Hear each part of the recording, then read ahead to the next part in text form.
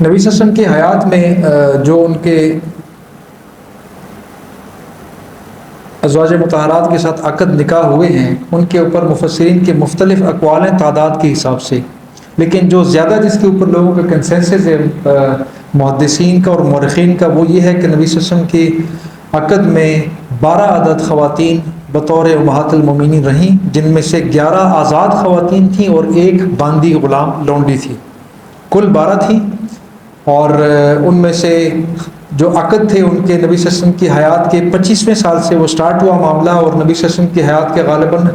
57ویں سال کے اوپر یہ سلسلہ ختم ہوا، اور اس کے بعد نبی صلی اللہ علیہ وسلم نے کوئی عقد نہیں کیا۔ آخری عقد جو نبی صلی اللہ علیہ وسلم کی حیات میں تھا، جو ان کا نکاح ہوا، حضرت میمونہ کے ساتھ تھا، جو کہ 7 ہجری میں ہوا تھا۔ تو 7 ہجری کے بعد نبی صلی اللہ علیہ وسلم نے اور اس کے بعد کوئی نکاح نہیں کیا، یعنی یہ 57 نہیں بلکہ 59ویں سال میں یہ معاملہ بنتا ہے۔ اور ان کی ترتیب کے حساب سے میں چلوں گا تاکہ تھوڑا سا ہم ترتیب کے حساب سے اس کو کور کر سکیں، اور اگلے سیشن میں انشاءاللہ ترتیب میں ساتھ ساتھ اس سیشن کا ایکسکلوسیولی نبی صلی اللہ علیہ وسلم کی حیات کو کور کرنے کے بعد رکھنے کا مقصد یہ تھا کہ 3 فریکوینٹ کوسچنز ہیں جن کا اکثر ہمیں علم نہیں ہوتا اور ہمارے پاس اس کا جواب نہیں ہوتا، اور یہ نان مسلمس کے اور جو ہم سے بھی گئے گزرے جو مسلمان ہیں جن کو دین کا علم زیادہ نبی صلی اللہ علیہ وسلم کی حیات کا نہیں ہے، ان کے بھی سوالات ہیں۔ نمبر 1، نبی صلی اللہ علیہ وسلم نے اتنی زیادہ شادیاں کیوں کی؟ نمبر 1، دس از اے کویسچن جس کا جواب ہمارے پاس نہیں ہوتا، ہم کو جسٹیفائی نہیں کر پاتے۔ نمبر 2، یہ دین تلواروں کے ذریعے پھیلا ہے، یہ تو نبی کے ذریعے نہیں پھیلا ہے۔ نمبر 2، اور باقی جو سوالات ہیں ان کو ہم گائے بگائے جتنا ہم کر سکے اس کو انشاءاللہ کور کرنے کی کوشش کریں گے۔ فرسٹ، یہ جو ہے معاملہ ازواج مطہرات والا، اس کو میں آج اجمالی طور پر ایسے کور کروں گا کہ ازواج مطہرات کا تذکرہ کیلنڈر وائز ہوگا، اور اس میں اس پرٹیکولر نکاح کی جو توجیہ اور ریزن سمجھ آتی ہے وہ میں بیان کروں گا، اور پھر اس کے بعد نیکسٹ سیشن میں ٹاپک وائز، ناٹ ازواج مطہرات کے حساب سے بلکہ ٹاپک وائز جو وجوہات تھیں اس کو ہم کور کریں گے، کیونکہ نبی صلی اللہ علیہ وسلم کی جو نکاح ہے، جو ان کی وجوہات ہیں، ان میں سے بہت ساری وجوہات کا اطلاق ایک سے زیادہ ام المومنین کے اوپر ہوتا ہے، اس لیے وہاں پہ اس کو ٹاپک وائز کور کریں گے۔ جیسے ہم سب کو پتہ ہے کہ نبی صلی اللہ علیہ وسلم کا پہلا عقد جو ہے، پہلا نکاح جو ہوا ہے وہ حضرت خدیجہ الکبریٰ طاہرہ کے ساتھ ہوئے جب نبی صلی اللہ علیہ وسلم کی عمر مبارک 25 سال تھی۔ ایک چیز کو میں ریپیٹ کر دوں، غالباً آپ لوگوں کے ذہن میں رہ چکی ہوگی، آپ لوگ یاد ہو چکی ہوگی، نبی صلی اللہ علیہ وسلم کے نکاحوں کے بارے میں نبی صلی اللہ علیہ وسلم کا اپنا قول، اور وہ کیا ہے؟ نبی صلی اللہ علیہ وسلم کا فرمان ہے کہ میں نے کسی عورت سے نکاح نہیں کیا جب تک اللہ تعالیٰ کی طرف سے جبریل علیہ السلام کیٹیگورک حکم لے کر نہیں آئے، یعنی یہ جو شادیاں نکاح ہیں سارے کے سارے اللہ تعالیٰ کے حکم کے ساتھ ہوئے ہیں۔ نمبر 1، اگر ہم یہ کہیں جی وہی کا آغاز تو ہوا ہے حضرت خدیجہ کے نکاح کے بعد، تو حضرت خدیجہ کا نکاح کیسے ہوا؟ تو اس کے بارے میں نبی صلی اللہ علیہ وسلم کا قول ہے کہ میں نے نبوت سے پہلے اللہ تعالیٰ سے دعا کی تھی کہ اللہ تعالیٰ اے اللہ، اے میرے رب، میرا عقد، میرا جوڑ کسی ایسی خاتون کے ساتھ نہ بنانا جو کہ جنتی نہ ہو۔ نبوت سے پہلے ایک ہی نکاح ہے خدیجہ الکبریٰ طاہرہ سے، اور یہ ایک نبی صلی اللہ علیہ وسلم کا قول ہے جو اس حدیث کے استثناء میں، اور باقی متعدد اقوال ہیں جن سے ہمیں بڑے کیٹیگوریکلی پتہ لگتا ہے کہ جس خاتون کے بارے میں جبریل علیہ السلام آتے ہوئے نبی صلی اللہ علیہ وسلم کو بتائیں کہ آپ کی زوجہ خدیجہ آ رہی ہیں، انہوں نے آپ کے لیے یہ چیز بنائی ہے، وہ لے کے آ رہی ہیں کٹورے میں یا ہانڈی میں، ان کو اللہ تعالیٰ سلام کہتا ہے، رب کا سلام ان کو پہنچائیں، تو ان کے جنتی ہونے میں کسی کا شک کسی کو نہیں ہونا چاہیے۔ یہ اجمالی آرڈر تھا ازواج مطہرات کے بارے میں، اور ان میں سے ایک زوجہ کا مخصوص ٹائٹل ہے حضرت زینب بنت جہش کا، باقی تمام ازواج مطہرات کا نبی صلی اللہ علیہ وسلم کے ساتھ نکاح اللہ تعالیٰ کے ساتھ حکم کے ساتھ ہوا ہے، رب کے حکم جبریل علیہ السلام کے آرڈر لے کے اس کے مطابق ہوا۔ حضرت زینب بنت جہش وہ خاتون ہے جو نبی صلی اللہ علیہ وسلم کے منہ بولے بیٹے حضرت زید بن حارث کی پہلے بیوی تھی، انہوں نے ان کو طلاق دیا، آپس میں ان کا جوڑ نہیں ہو سکا، یہ غلام لونڈی کے بیٹے تھے، باپ تو آزاد تھے، خود بھی بچپن میں بکے غلام ہو چکے، تو آپس میں ان کا نباہ نہیں ہو سکا اور ان کی طلاق ہوئی، اور نبی صلی اللہ علیہ وسلم کے ساتھ ان کا نکاح قرآن میں سورہ احزاب کی آیت نمبر 38 غالباً 38 نمبر آیت ہے جس کے تحت ہوا۔ ان کا باقی ازواج مطہرات کی طرح ان کا نبی صلی اللہ علیہ وسلم کے ساتھ نکاح بھی قرآن کی آیت کے مطابق ہوا ہے، اور ان کا حضرت زید بن حارث کے ساتھ بھی نکاح بھی قرآن کی آیت کے مطابق انڈائریکٹلی ہوتا ہے، اور وہ ایسے ہوتا ہے کہ نبی صلی اللہ علیہ وسلم نے جب ان کو کہا کہ زید بن حارث کے ساتھ آپ نکاح کر لیں تو انہوں نے انکار کر دیا، اس پہ قرآن کی آیت نازل ہوئی، اللہ تعالیٰ کا فرمان ہے، انہوں نے فرمایا کہ کسی مومن مومنہ کے لیے، مسلمان مسلمہ کے لیے یہ جائز نہیں ہے، اس کو اجازت نہیں ہے کہ نبی صلی اللہ علیہ وسلم اس کو کوئی حکم دیں اور اس سے انکار کریں۔ جب یہ بتایا گیا حضرت زینب بنت جہش کو تو انہوں نے فوراً اپنے انکار کو اپنے تائید میں تبدیل کیا، انہوں نے ہاں کیا اور انہوں نے زید بن حارث کے ساتھ نکاح کر لیا۔ یعنی زید بن حارث کے ساتھ بھی جو نکاح تھا اللہ تعالیٰ کی مرضی اور حکم کے مطابق تھا، اور نبی صلی اللہ علیہ وسلم کے ساتھ بھی جو نکاح تھا وہ بھی اللہ تعالیٰ کے حکم اور مرضی کے مطابق تھا۔ اور یہ واحد ام المومنین ہے، بلکہ شاید مخلوق میں واحد خاتون ہیں کہ جن کا نکاح کسی مخلوق میں کسی بندے نے نہیں پڑھایا، بلکہ اللہ تعالیٰ نے اپنے الفاظ سے فزوجنا کہا، وزوجنا کہا، ہم نے ان کا آپ کے ساتھ نکاح کر دیا۔ یہ سورہ احزاب کی آیت نمبر 38 کے مطابق ان کا نکاح نبی اکرم صلی اللہ علیہ وسلم کے ساتھ ہوا تھا، اللہ تعالیٰ نے خود ہی کر دیا، اس کی کوئی سیریمنی نہیں ہوئی ہے۔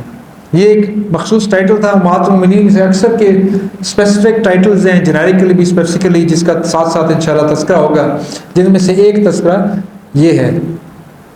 حضرت خدیجہ رضی اللہ تعالیٰ عنہ مکہ کی متمول بڑی امیر خاتون تھیں، مکہ کی امیر ترین خواتین میں سے ایک تھیں، غالباً امیر ترین خاتون تھیں، عرب کی امیر ترین خواتین میں سے ایک تھیں،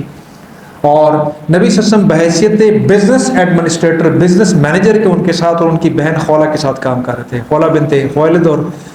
خدیجہ بنت خویلد، یہ دو خواتین اپنا بزنس خود کرتی تھیں اور یہ بیوہ تھیں۔ اس سے پہلے ان کا دو افراد کے ساتھ شادی ہو چکی تھی اور دونوں کا انتقال ہو چکا تھا۔ پہلا ان کا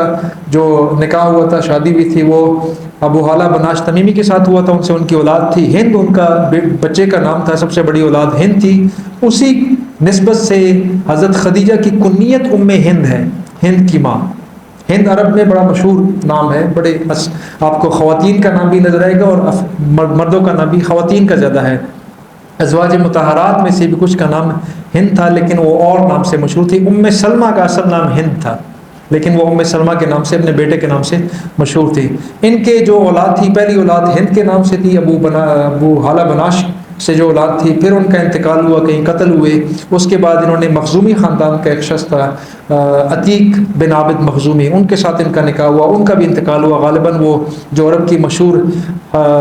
جو فجار کی جنگیں تھیں تین بڑے قبائل کے درمیان جو جس کا تذکرہ سیرت کی اس میں سیشنز میں ہوا تھا، اس میں مورخین کے مطابق وہ قتل ہوئے اور یہ دوبارہ بیوہ ہوگی۔ ان کی اولاد تھی لیکن یہ بیوہ ہو چکی تھیں، ایک حارث ان کے بیٹے کا نام تھا اور ایک ان کی بچے کا نام ہند تھا، اور کچھ اور کا بھی تذکرہ آتا ہے لیکن مبہم ہے، لیکن سب کا انتقال ہو چکا تھا۔ حارث کا انتقال غالباً نبی صلی اللہ علیہ وسلم کی نبوت آنے کے بعد ان کا انتقال ہوا ہے، لیکن ان کی اولادیں اس سے آگے نہیں چلی ہیں۔ اولاد نبی اکرم صلی اللہ علیہ وسلم کی صرف اور صرف نبی صلی اللہ علیہ وسلم کی بیٹی فاطمہ الزہرا رضی اللہ تعالیٰ عنہ سے چلی ہے ساری، اور فاطمہ الزہرا کس کی بیٹی تھی؟ خدیجہ کی۔ خدیجہ سے نبی صلی اللہ علیہ وسلم کی چاروں بیٹیاں، زینب، رقیہ، ام کلثوم اور فاطمہ، یہ چاروں حضرت خدیجہ سے ہیں۔ نبی صلی اللہ علیہ وسلم کے دو بیٹے، ان میں سے ایک عبداللہ جن کا طیب بھی لقب تھا، طاہر بھی لقب تھا، اور قاسم بھی ان کا نام تھا۔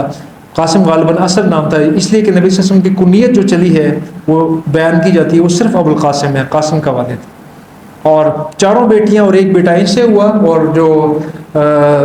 اس کے علاوہ نبی صلی اللہ علیہ وسلم کی جو کوئی اولاد تھی وہ صرف ایک بیٹا تھا، ابراہیم، جو کہ حضرت ماریہ قبطیہ سے، جو کہ باندھی تھی مقبوضہ سے مصر، الیگزینڈریا کے اس کنگ نے وہاں سے جب ان کو ایک خط بھیجا گیا نبی صلی اللہ علیہ وسلم کی طرف سے، تو اس کے اعزاز میں کچھ تحائف اور کچھ چیزیں انہوں نے بھجوائی، جس میں ایک خچر بھی تھا سفید رنگ کا بڑا نایاب سا، اور ساتھ دو خواتین کو انہوں نے بھجوایا، جن میں سے ایک دونوں بہنیں تھیں، ایک کا نام شیرین تھا، ایک کا نام ماریہ قبطیہ تھا۔ تو شیرین کا نبی صلی اللہ علیہ وسلم نے حضرت حسان بن ثابت سے جو شاعر تھے، نبی صلی اللہ علیہ وسلم کے اسپوکسمین تھے، ان سے نکاح کروایا تھا، اور ماریہ قبطیہ کا نکاح نبی صلی اللہ علیہ وسلم نے خود کیا تھا۔ مورخین کا اس کے اوپر ڈول قول ہے کہ نکاح ہوا تھا کہ نہیں ہوا تھا۔ عرب کے دستور جو کہ آج تک چل رہا ہے اس کے مطابق جو آزاد خواتین کے ساتھ نکاح ہے اس طریقے سے وہ آپ کی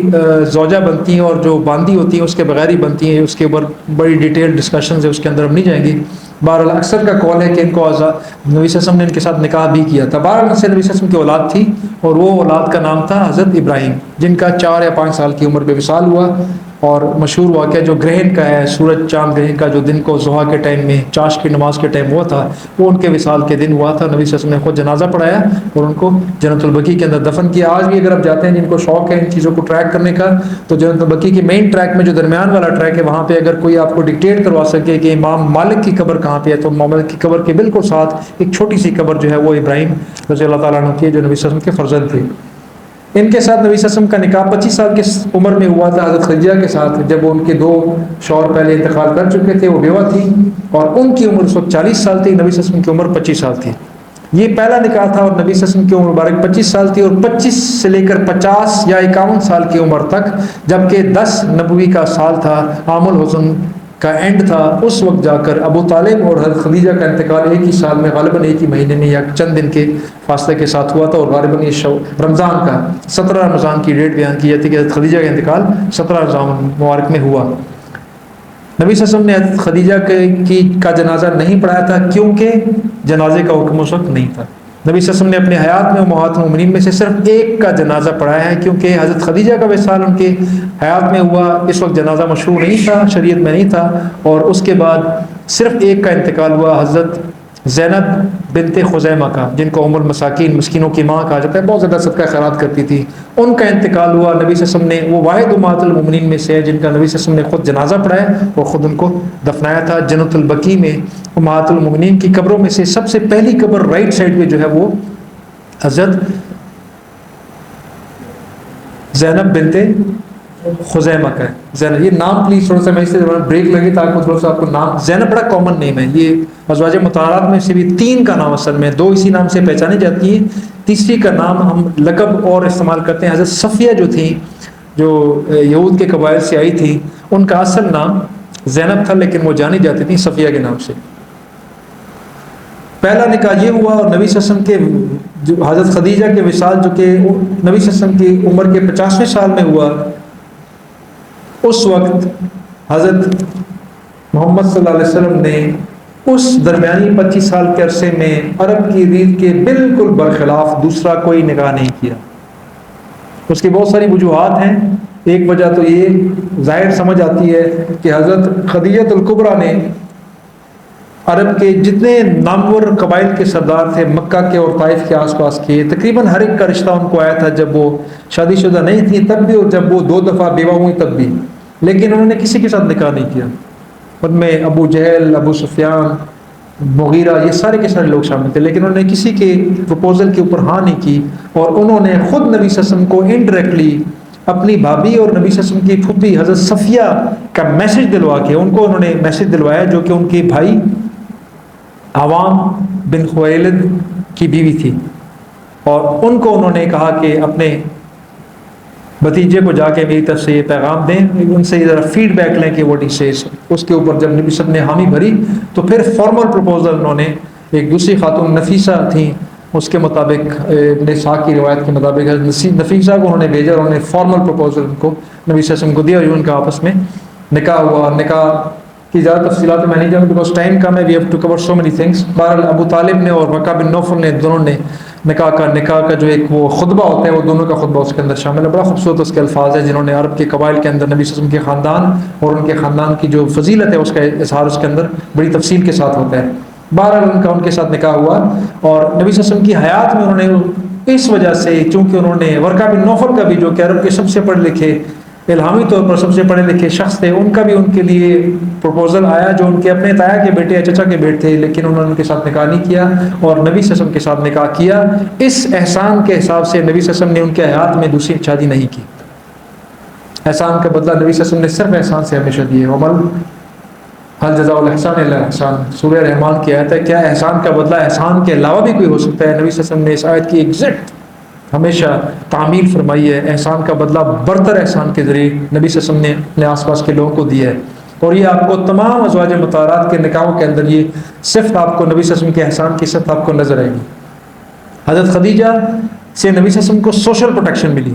جس کی ان کو ضرورت تھی، اور فائنینشیل پروٹیکشن ملی جس کی ان کو ضرورت تھی۔ حضرت خدیجہ سے نکاح سے پہلے نبی صلی اللہ علیہ وسلم ان کے اپنے قول کے مطابق کہ میں عرب کے سرداروں کی بکریاں، بھیڑیں اور ان کے اونٹ چند درہم، چند دینار یعنی چند ٹکوں کے عوض میں چرایا کرتا تھا، کیونکہ یتیم تھے، والدہ جا چکی، والد پیدائش سے پہلے جا چکے تھے، 8 سال کی عمر میں دادا بھی چلے گئے، پیچھے کفالت ابو طالب کے ذمہ آئی، لیکن ابو طالب کی اپنی غربت، سردار ہونے کے باوجود ان کا عالم یہ تھا کہ اپنے بھائی سے قرض لیا ہوا تھا عباس سے، اور سال بعد قرض جب واپس نہیں کر سکے، عباس نے کہا جی، میں انہوں نے بھائی سے ریکویسٹ کی کہ مجھے قرض کے لیے مہلت دیں، تو بھائی نے کہا میں مہلت دے دوں گا، اس کو ایکسٹینڈ کر دوں گا، یا قسطوں میں کر دوں گا، یا معاف کر دوں گا ایک شرط کے اوپر. اور شرط انہوں نے یہ بیان کی کہ یہ جو خاندانی طور پر آپ کے پاس سقایا جو وزارت تھی، حاجیوں کو پانی پلانے کی جو ٹائٹل تھا، فضیلت تھی اور بزنس بھی تھا، یہ آپ مجھے دے دیں تو میں اس کے بدلے یہ قرض اپنا معاف کر دوں گا، اس کے میں انسٹالمنٹس کر دوں گا. اس کے اوپر ان کا آپس میں راضی نامہ ہوا. اور اس غربت کا عالم تھا. اس واقعے کو بیان کرنے کا مقصد یہ ہے کہ ان کی غربت کا عالم یہ تھا جس کی وجہ سے نبی صلی اللہ علیہ وسلم نے ابو طالب کے بیٹے، انہوں نے نبی صلی اللہ علیہ وسلم کی پرورش کی، نبی صلی اللہ علیہ وسلم نے ان کے بیٹے کی پرورش کی. انہوں نے حضرت حمزہ سے کہا کہ جعفر کو آپ پالیں، علی کو میں پالوں گا. اس طریقے سے وہ ابو طالب کو بھی پالنا چاہتے تھے، لیکن باپ نے کہا کہ طالب کو میرے پاس چھوڑ دو. سب سے بڑا بیٹا تھا جس سے ابو طالب جانے جاتے ہیں. طالب، عقیل، علی، اور چوتھے کون ہیں؟ میں گزارش کروں گا، مائنڈ نہیں کرنا، ہم سب مسلمان ہیں، ہمیں نبی صلی اللہ علیہ وسلم کے خاندان کے لوگوں کے نام انگلیوں پہ ازبر ہونے چاہیے. ایسے ازبر ہونے چاہیے جیسے ہمیں اپنے بچوں کے نام یاد ہیں اور اپنے رشتہ داروں کے نام یاد ہیں. میں اسی کوشش کے تحت میں بار بار ٹریگر بھی کرتا ہوں. آپ میں سے اکثر میں سے بڑے بھی ہیں، سفید داڑھیوں والے، مجھے شرم حیا بھی آتی ہے، لیکن میری کوشش ہے کہ ہم اس چیز کو جاری کریں اور ہمارے چھوٹے بڑوں میں اس چیز کا رواج سٹارٹ ہو کہ we should know the profit صلی اللہ علیہ وسلم. اتنا ہمیں علم ہونا چاہیے کہ ان کے آس پاس ان کے اولاد، ان کے بھائیوں بہنوں جو ہیں، نہیں ہیں، بھتیجے بھانجے، اور جن لوگوں نے سسر ہیں ان کے داماد ہیں، ان کی اولادیں ہیں، یہ ہمیں ازبر ہونی چاہیے. ابو طالب کے 4 بیٹے تھے. بڑے کا نام طالب تھا، جعفر سب سے چھوٹے ہیں، طالب، عقیل، علی، جعفر. جعفر بعد مسلمان ہوئے، حضرت علی سب سے پہلے مسلمان ہوئے، عقیل سب سے آخر مسلمان ہوئے. طالب کے مسلمان ہونے کا تذکرہ کہیں بھی نہیں ہے. عقیل ہجرت یہ فتح مکہ کے موقع پر مسلمان ہوئے تھے. کیونکہ بہت ساری حدیث سے پتہ لگتا ہے کہ پیچھے جو جائیداد رہ گئی تھی ہجرت کے بعد، وہ ساری کی ساری کے اوپر عقیل نے قبضہ کیا ہوا تھا. نبی صلی اللہ علیہ وسلم کے قول سے پتہ لگتا ہے. بہرحال نبی صلی اللہ علیہ وسلم نے ایک بیٹے کو پالا، حضرت حمزہ نے دوسرے بیٹے کو پالا کیونکہ چچا جو تھا بہت غریب تھا. یہ پروٹیکشن نبی صلی اللہ علیہ وسلم کو اس غربت کے زمانے میں جب ابو طالب کی سرپرستی میں تھے لیکن کھانے کمانے کو کچھ نہیں تھا اور وہ بکریاں چرایا کرتے تھے، یہ معاملہ 25 سال کی عمر تک رہا ہے. 25 سال کی عمر میں جب حضرت خدیجہ کے ساتھ نبی اکرم صلی اللہ علیہ وسلم کا نکاح ہوا تو وہ اینڈ تھا اس غلہ بانی والے پروفیشن کا. اس کے بعد نبی صلی اللہ علیہ وسلم کو اس رحمت جو ذریعہ بنا، حضرت خدیجہ کے ذریعے اللہ تعالیٰ نے ان کے لیے چنا، اس کے بعد نبی صلی اللہ علیہ وسلم کو یہ کام کرنے کی نوبت نہیں آئی. اس کے بعد اگر نبی صلی اللہ علیہ وسلم کوئی کام کیا تو وہ صرف ایز اے بزنس مینیجر. ابھی تو پہلے بزنس مینیجر تھے، ابھی تو بزنس مینیجر کی بجائے اپنا ہی گھر کا بزنس تھا. وہ صرف سفر کیا کرتے تھے، کچھ لوگوں کو بھیجا کرتے تھے اور بزنس کیا کرتے تھے. اور ان کے حالات فائنینشلی اتنے اسٹرانگ ہو گئے کہ ان کو کسی قسم کی لوگوں سے مالی استعانت کی ضرورت نہیں آئی. اور فائنینشیل یتیمی سے لے کر یہاں تک اتنا چینج آیا، گریجول چینج نہیں، یکدم کا اتنا بڑا چینج آیا جس کا آپ کو ایک واقعہ سے پتہ لگتا ہے کہ کتنا بڑا چینج تھا نبی صلی اللہ علیہ وسلم کے لیے، کہ وہ ایک یتیم کلاش بچے سے لے کر یکدم جم کر کے مکہ کے امیر ترین لوگوں میں سے ایک میں شامل ہو گئے. کیسے؟ مکہ میں کیا آیا، حضرت خدیجہ نے دیکھا کہ ایک دن نبی اکرم صلی اللہ علیہ وسلم بڑی پریشانی سے گھر میں آئے اور سیدھے آ کے چارپائی پہ لیٹ کے، جو ان کا بستر تھا جو بھی تھا اس پہ لیٹ گئے اور سر پہ انہوں نے ایسے ہاتھ رکھا تھا پریشانی کے عالم میں. خدیجہ سمجھ گئی، انہوں نے پوچھا کہ کیا معاملہ ہے. تو انہوں نے بیان کیا کہ جو مکہ میں جو قحط کا معاملہ چل رہا ہے، وہ غریبوں کی ان حالات کو دیکھ کے میرا بڑا دل خراب ہوتا ہے، لیکن میرے پاس کچھ ہے نہیں. غیرت مند تھے، حالانکہ حضرت خدیجہ کا مال ان کا ہی مال تھا، لیکن چونکہ غیرت والے تھے تو اس لیے انہوں نے وہ اس جملے میں ہی کنوے کر دیا کہ میں چونکہ میرے پاس اپنا مال نہیں ہے اس لیے میں ان کی وہ مدد نہیں کر پاتا جو میں کرنا چاہتا ہوں. حضرت خدیجہ نے ان کو جواب نہیں دیا. انہوں نے اپنے غلام کو بھیجا، ان کو کہا کہ جی مکہ کے جتنے سردار ہیں سب کو بلا کے لے کے آ جائیں. اس واقعے سے آپ کو بہت سارے لیسن، بہت ساری انفارمیشنز ملتی ہیں. چند گھڑیوں میں مکہ کے سارے سردار حضرت خدیجہ کے گھر میں آ کے اس بیٹھک میں، اس مجلس میں آ کے بیٹھے ہوئے تھے، جس سے آپ کو حضرت خدیجہ کی سوشل سٹینڈنگ کا پتہ لگتا ہے کہ مکہ میں ایک خاتون کا سوشل سٹینڈنگ کیا تھی کہ اس خاتون کے میسج کے اوپر یہ جن کے گردوں میں سریے پھنسے ہوئے تھے باقی جنگوں میں، باقی حیات میں نظر آئے، یہ سارے کے سارے بھاگے بھاگے آ کے بیٹھ گئے. This was the level of حضرت Khadija الکبریٰ in Mecca in Arabia, کہ اس خاتون کے کہنے پہ ایک غلام کو بھجوایا اور سارے کے سارے بھاگے آگے بڑھے. اور ان کے سامنے حضرت خدیجہ نے فرمایا، نبی صلی اللہ علیہ وسلم بیٹھے ہوئے تھے، وہ سردار سارے کے سارے 24 بیٹھے ہوئے تھے. حضرت خدیجہ نے فرمایا کہ میرا جتنا مال بھی، سارے کے سارے غور سے سن لیں، جتنا میرے پاس مال و متاع ہے، میرا، میرے والدین کا جو میرے پاس ہے، اس سارے کے مالک یہ محمد صلی اللہ علیہ وسلم ہے، محمد بن عبداللہ بن عبد المطلب. اس سے نبی صلی اللہ علیہ وسلم کو تشفی ہوئی، اور نبی صلی اللہ علیہ وسلم نے اس کال کے بعد اس مکہ کے قحط زدہ مسلمان جو تھے، نان مسلم جو بھی تھے، معاملات جو تھے، ان کے اوپر بے دریغ بے تحاشا نبی صلی اللہ علیہ وسلم نے خرچ کیا۔ یہ سوشل سٹینڈنگ تھی نبی صلی اللہ علیہ وسلم کی نکاح سے پہلے اور نکاح کے بعد، فائنینشیل سٹینڈنگ نکاح سے پہلے اور نکاح کے بعد۔ یہ ڈفرنس تھا جو نبی صلی اللہ علیہ وسلم کی حیات میں آیا حضرت خدیجہ کی وجہ سے۔